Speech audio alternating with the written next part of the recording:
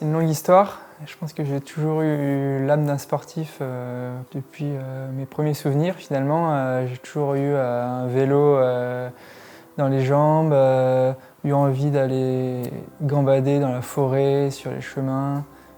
J'aimais beaucoup l'eau. Dès que j'allais à l'océan avec mes parents, il fallait que je prenne une planche.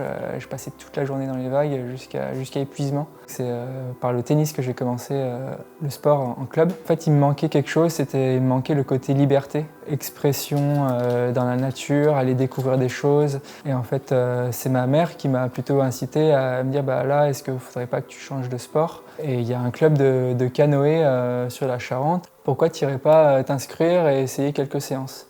J'ai donc pris une licence en 2003, j'avais 13 ans. Je ne savais même pas que le canoë était aux Jeux Olympiques. Ça, je l'ai appris quelques mois plus tard avec les titres de Tony Estanguet.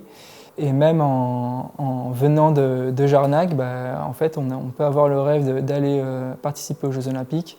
Et ça, c'est vraiment le tout début de l'aventure. J'ai pas eu de résultats quand j'étais junior ou en moins de 23 ans parce que j'ai commencé tellement tard le canoë que j'étais encore dans une phase d'apprentissage à la fois de l'activité mais aussi de la compétition.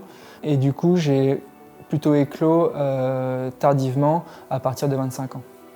Mes parents étaient un peu spectateurs mais au final étaient toujours en soutien et m'ont toujours emmené aux entraînements, sur les compétitions, pour découvrir aussi un peu ce milieu.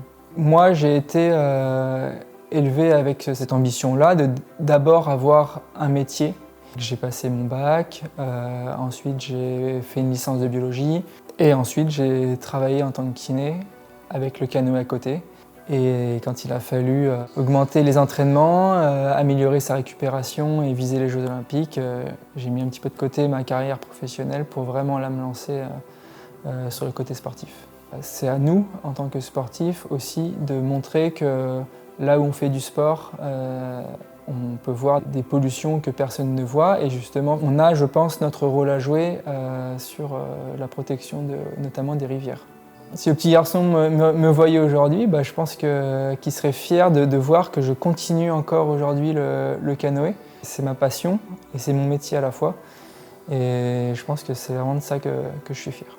Et là, c'est l'objectif qui est aujourd'hui les Jeux de Paris 2024, qui est dans un coin de la tête. Et voilà, on sait qu'on va sur l'eau pour cet objectif-là.